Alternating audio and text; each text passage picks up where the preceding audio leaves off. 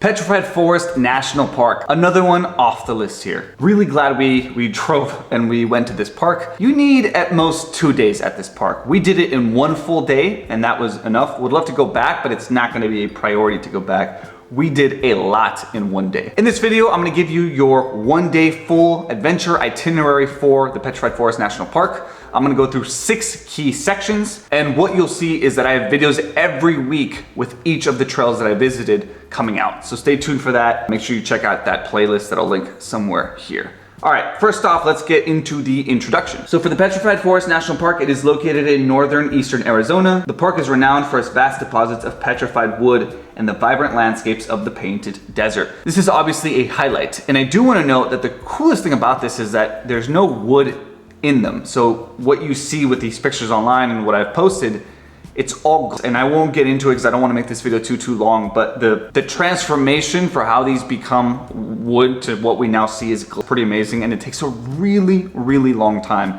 I'll leave some info in the description if you want to learn a little bit more about that. This park was established in 1906. The park protects significant geological and cultural resources, including fossils dating back over 200 million years.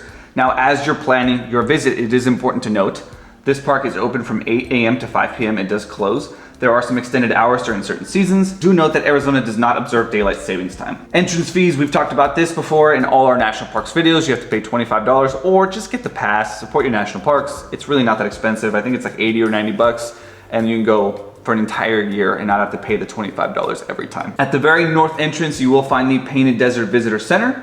Offers some park information, bookstore, gift shop. I bought a little piece of the petrified wood that is not from inside the park, which is great. You also have the Rainbow Forest Museum at the very south entrance, and that features some fossil exhibits, a virtual tour, and access to a trail right outside of it. All right, we're getting into the third section now, which is the recommended itinerary. You can do it either way, north to south, south to north. There's benefits, there's pros and cons to both. The north side of the park has more viewpoints, so you can probably catch some really spectacular sunset pictures without having to do a lot of work on the north side. For us, we started on the north side just not knowing. There's also a gas station up there, so it was really convenient. And then you make your way down, and towards the south part of the park, there's some beautiful trails. So for us, we did a bunch of them. We ended the day at the visitor center, got some snacks, and went on our way out. So depending on what you're trying to do and what you want to see, this is how you can plan it out. For the purpose of what I'm going to go through, it is going to be more north to south. So in the morning, you can start at the north entrance and check out the Painted Desert. So viewpoints such as Teponi and Tawa Point for panoramic vistas of the colorful badlands are absolutely beautiful.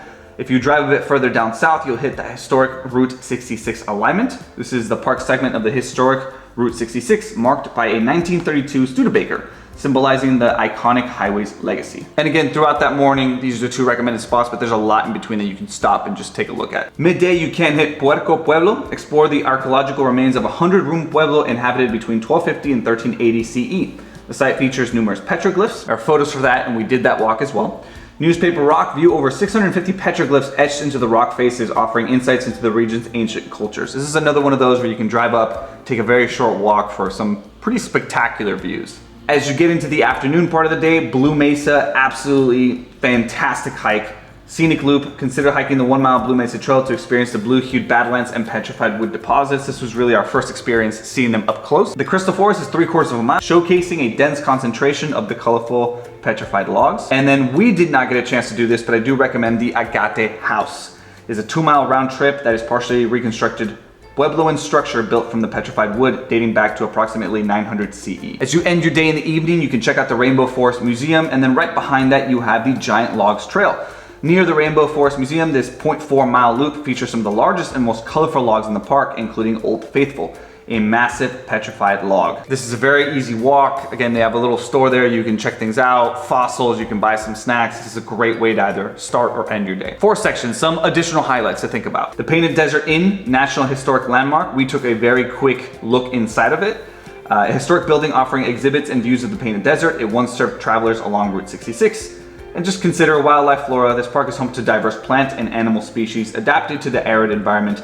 Keep an eye out for pronghorns, lizards, and various wildflowers, especially during spring. For visitor tips, Leave no trace, leave no trace, leave no trace. Stay on designated trails and always be prepared for weather. It can change. It can go to really hot, really cold. Make sure you have stuff in your car in case you need it. And lastly, to conclude, the Petrified Forest National Park does offer a unique blend of geologic wonders, rich cultural history, and really, really fantastic landscapes. The drive along the park, because it's a highway, reminds me a lot of Joshua Tree. And a lot of the landmarks and things you can see here also remind me a lot of Death Valley National Park. When I went to Death Valley, I went for a couple days and that didn't feel like enough. I didn't get a chance to check out the north part of this. With this, comparing it to Joshua Tree for me, it's one road that kind of goes north to south, right? With some side things you can do.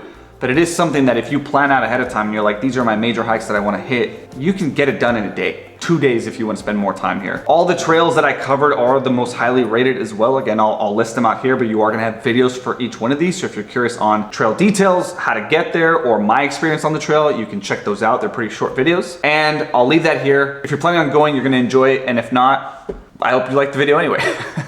I'll see you guys next week.